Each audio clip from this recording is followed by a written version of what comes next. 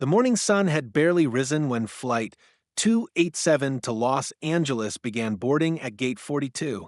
Passengers shuffled toward the jet bridge, clutching their coffees and carry-ons, eager to find their seats. Among them was Daniel Cross, a man in his late 30s with calm eyes that seemed to read everything and reveal nothing. To anyone else, he looked like a regular businessman traveling in his neat navy blue suit. But beneath that quiet exterior, Daniel was an undercover U.S. Air Marshal, a man whose real job was to blend in until danger demanded he stand out. His seat assignment that day was 3A first class, a perk that came not from luxury, but from necessity. The front of the plane was often where trouble started or first became visible. As Daniel settled into his seat, placing his small duffel under the seat in front of him, he noticed a woman already sitting in 3B. She was in her mid-50s, wearing oversized sunglasses indoors, her lips pursed in constant disapproval, and her posture screaming entitlement. She had that aura, the kind that made flight attendants brace themselves and passengers roll their eyes. She glanced sideways at Daniel, scanning him from his shoes to his short-cropped hair, and the first words she uttered to him were laced with venomous arrogance. "Are you sure you're in the right seat?" Daniel blinked, unsure whether she was joking or simply rude by nature. "Pretty sure," he replied evenly, showing her his boarding pass with a polite smile. She didn't even glance at it. "I just mean," she said with a tight smirk, "people like you don't usually sit in first class." Her tone dripped with condescension, and her voice was loud enough for the nearby passengers to glance over. Daniel tilted his head slightly. "People like me?" he repeated, his voice calm but edged with curiosity.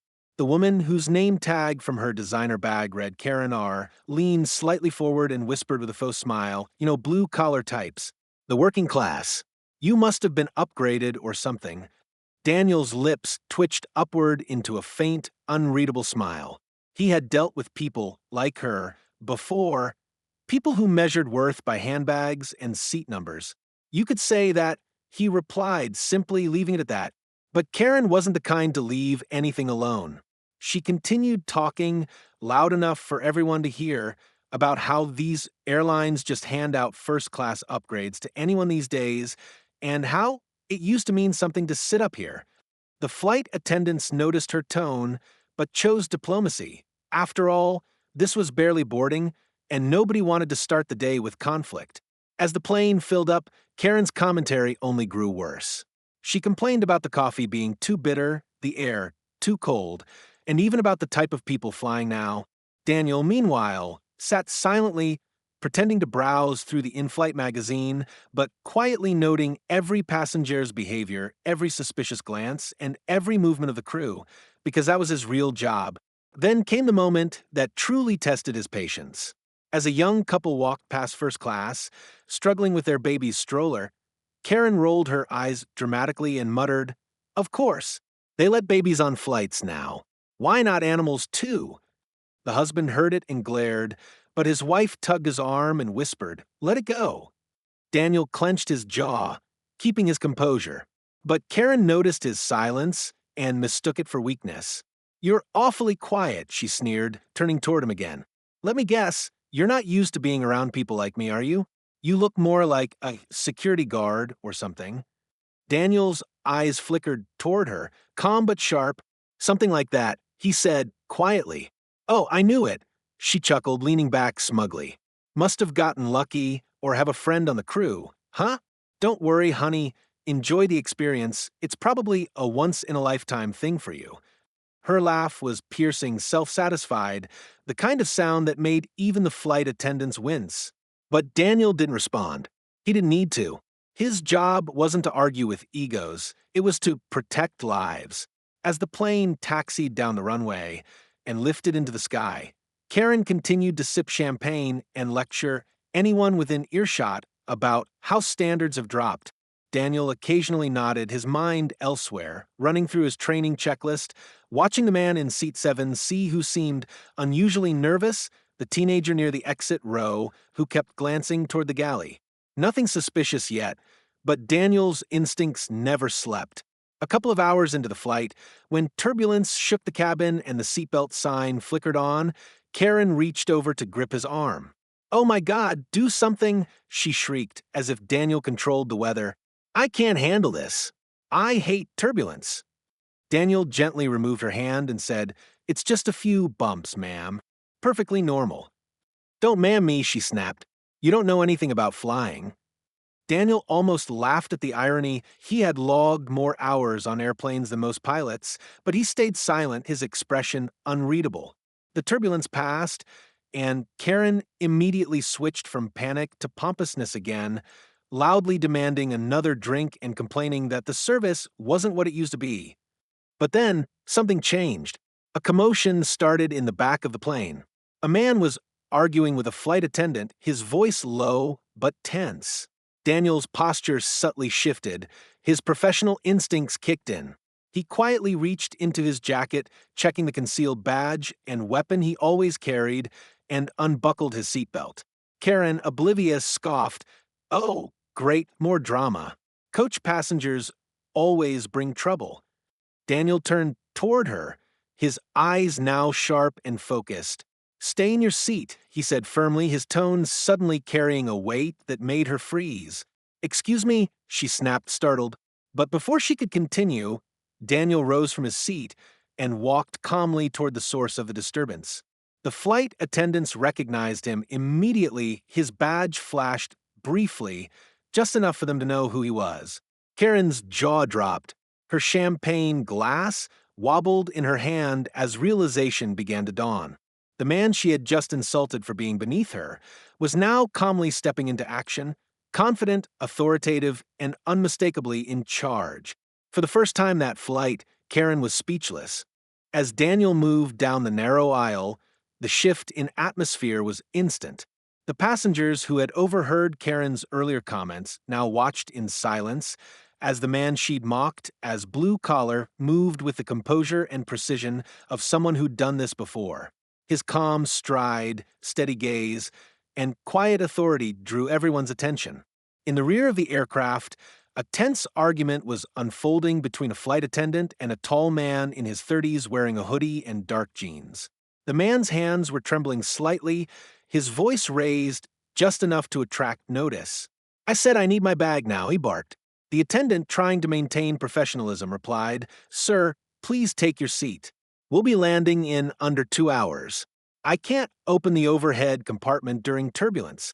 But Daniel saw it, tiny details others missed.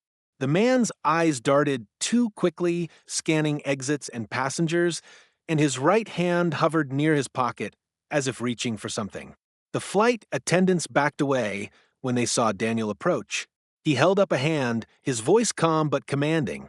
"Sir, I'm going to need you to sit down." The man turned sharply. "Who the hell are you?" he snapped. "Just another passenger?" Daniel's lips curved slightly, not in amusement, but in calculated control. "Something like that," he said, "but you're making the crew nervous. Take your seat." The man's glare hardened. "Mind your business." He took a step toward the galley, but Daniel mirrored him, positioning his body between the man and the exit door. He wasn't aggressive, just immovable. "I'm not going to ask again," Daniel said, his tone now layered with authority that only years of enforcement could create. The man froze. Something in Daniel's eyes, the cold precision, the readiness, communicated that this wasn't a regular passenger. "Fine," the man muttered, retreating a step. "But I'm watching you." He dropped into his seat reluctantly, muttering under his breath. Daniel nodded to the flight attendants, who gave subtle signals confirming they'd handle the rest. Then, with the tension easing slightly, Daniel made his way back to first class. But the cabin was no longer the same. Passengers looked at him with newfound respect, while Karen's expression was a portrait of disbelief. Her mouth opened and closed twice before she managed, "What was that about?" Daniel sat down quietly, fastening his seatbelt. "Just making sure everyone stays safe," he said. "Safe," she repeated, eyes wide. Are you some kind of security?" Daniel gave a small smile. "Something like that." She blinked rapidly, struggling to process. "Wait, like air security?" He didn't confirm or deny. I'm just here to make sure everyone gets where they're going, he said, then turned toward the window, signaling the end of the conversation. But Karen, rattled and suddenly aware of how wrong she had been, couldn't let it go. I didn't mean what I said earlier, she stammered softly. About people like you. I just thought, well, you didn't look like someone who belonged here. Daniel finished, his voice still calm, but with an edge that made her shrink slightly. I suppose I didn't, he added quietly. Karen flushed crimson, fumbling for words. It's just, you assumed wrong, he said, simply, not unkindly, but with finality. Karen turned away, staring straight ahead, her face pale. For the first time on that flight, she was silent. But Daniel wasn't finished working. His instincts kept buzzing, telling him something about that man in the hoodie wasn't right.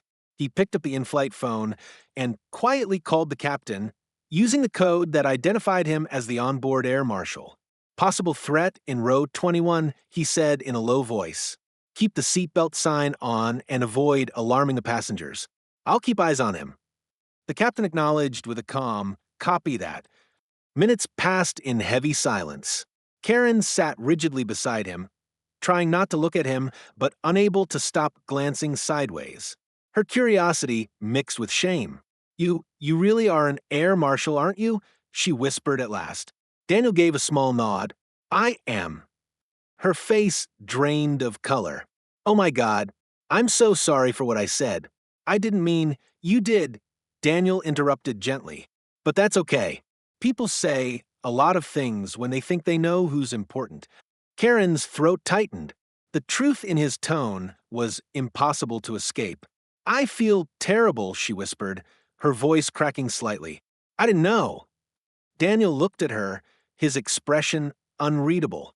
That's the thing about respect, he said quietly. It's supposed to be given before you know who someone is. Karen swallowed hard, her eyes glistening. She opened her mouth to respond, but the intercom crackled. Ladies and gentlemen, we ask that everyone remain seated, the captain's voice said. We're experiencing a bit of unexpected turbulence. But Daniel knew turbulence wasn't the reason. The captain was buying him time. He glanced toward the back. The man in the hoodie was fidgeting again, reaching into his pocket. Daniel's focus sharpened like a blade.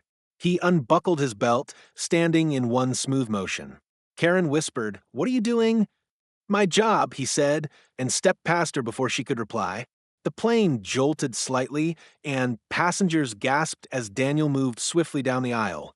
Karen turned in her seat, heart pounding.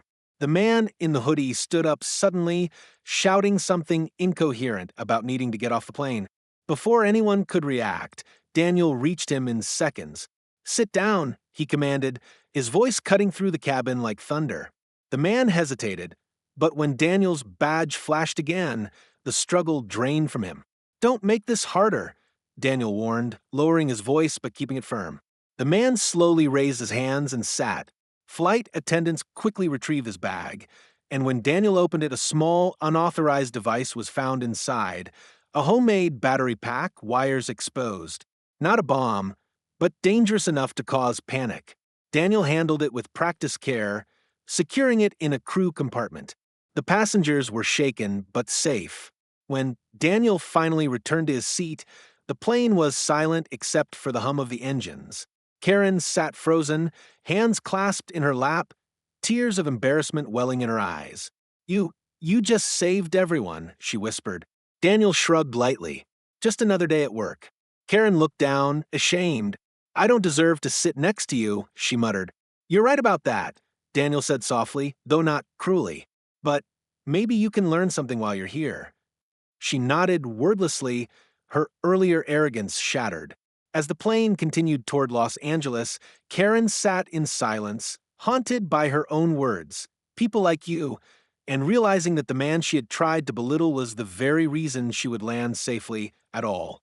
When Flight 287 finally touched down at LAX, the mood inside the cabin was utterly transformed.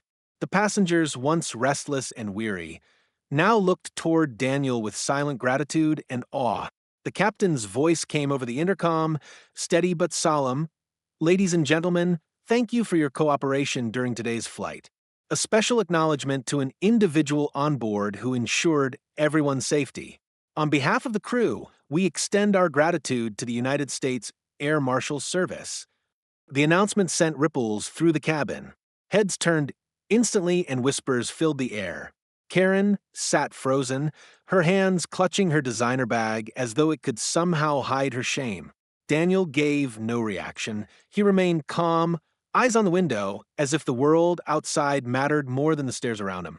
He was used to this, anonymity turning into brief attention, then vanishing again. It wasn't glory he sought, just order. As the plane taxied to the gate, uniformed security officers appeared on the tarmac. Two agents boarded quickly, nodding toward Daniel. He rose without fanfare, exchanged a few words with the lead agent, and handed over the secured evidence, the small device that had nearly caused chaos at 30,000 feet. "We'll take it from here," the agent said. Daniel nodded and returned to his seat for landing clearance, the embodiment of calm professionalism. Karen, meanwhile, felt her entire body sink deeper into her seat. Every word she'd said before the incident echoed, like an accusation inside her mind. "People like you don't sit in first class." She had said it with pride, with disdain. Now, sitting next to the man who had just saved her life, she wanted to disappear. When the seatbelt sign dinged off, the other passengers began applauding softly. It wasn't the kind of applause you hear for a good landing. It was the raw, thankful sound of people acknowledging the quiet hero among them. Daniel nodded politely, but didn't stand to accept it. He merely gathered his things, checking that his duffel and ID were secure, then prepared to board. Karen finally found her voice, though it trembled. "Agent Cross," she began, reading his name from the discreet badge she'd seen earlier. "Please, could I say something?" Daniel turned to her, his expression unreadable. "Of course," he said. She swallowed hard, words catching in her throat. "I was wrong. About everything. I judged you, mocked you, and I didn't even know who you were or what you do. I'm ashamed." Daniel studied her face, not with anger, but with a kind of quiet disappointment that cut deeper than words. "Mrs. R., I don't need your apology," he said softly. "But maybe the next time you see someone who doesn't fit your definition of first class, you'll remember that you can't see courage or honor or sacrifice by looking at a suit." Her eyes glistened. "I will," she whispered, her voice barely audible. "I promise." Daniel gave a small nod, stood up, and exited the plane before anyone else could stop him. Karen remained seated for a long moment, staring at the empty space he'd left behind. The passengers around her murmured praises about the Marshal, but she couldn't bring herself to join them. For the first time in years, Karen R. felt truly small, and not because of anyone's words, but because of her own reflection. Outside the aircraft, the bright Los Angeles sun hit Daniel's face as he stepped onto the jet bridge. He handed over a brief report to the agents, waiting for him nodded once, and disappeared into the crowd like a shadow. That was how air marshals lived, unknown, uncelebrated, but always watching. Meanwhile, back at baggage claim, Karen waited alone. Her usual confidence had evaporated, replaced by a raw sense of guilt. She had expected the air marshal to vanish from her life as quickly as he'd appeared, but fate had other plans. As she reached for her luggage, a reporter and a camera crew approached. "Ma'am, were you on flight 287?" one of them asked. "We're hearing there was an attempted security incident and that an air marshal intervened." Karen blinked, startled. Yes, I was," she said nervously. "He saved us. All of us."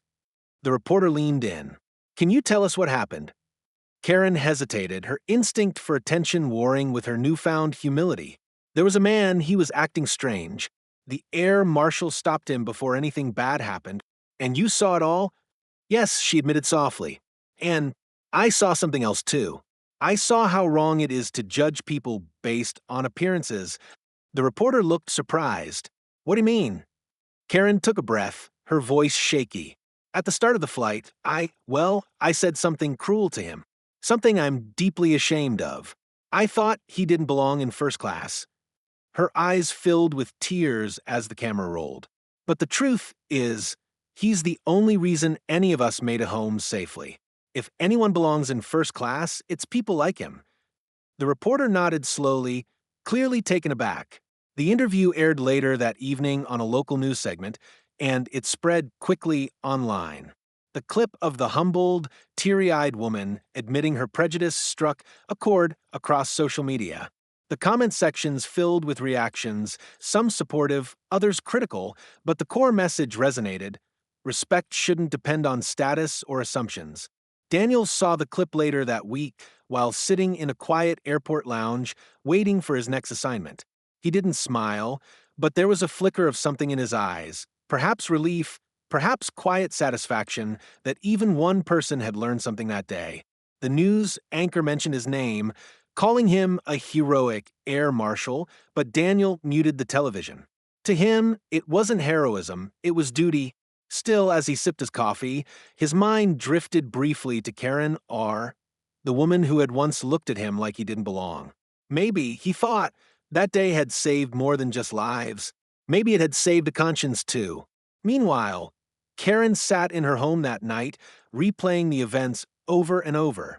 Her phone buzzed constantly, calls from friends, messages from acquaintances, even strangers online either praising her honesty or mocking her hypocrisy. But none of it mattered. What mattered was that she couldn't unsee the truth. All her life, she had measured people by wealth, clothes, titles, and appearances. Now she knew better.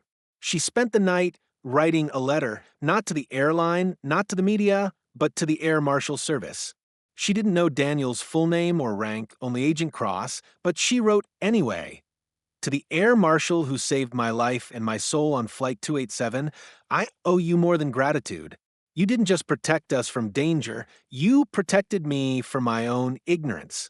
I'll never forget that. When she sealed the envelope, her hands trembled. She placed it in the outgoing mail slot and felt something she hadn't felt in years: humility. For once, she didn't need to be right, admired, or envied. She just needed to be better. Weeks passed since the unforgettable Flight 287 incident, but the story continued to ripple far beyond that cabin in the sky. News outlets replayed the footage of Karen's tearful interview, talk shows debated the topic of class prejudice, and countless social media users hailed the unnamed Air Marshal as a silent guardian of the skies. For most, the story became another viral headline that faded with time. But for two people, Daniel Cross and Karen R., it had planted something that would not fade so easily.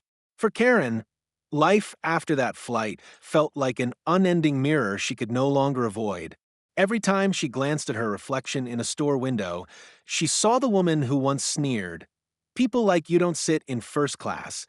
Every time she saw a flight attendant, a police officer, or even a janitor sweeping an airport floor, the words echoed back at her like a curse.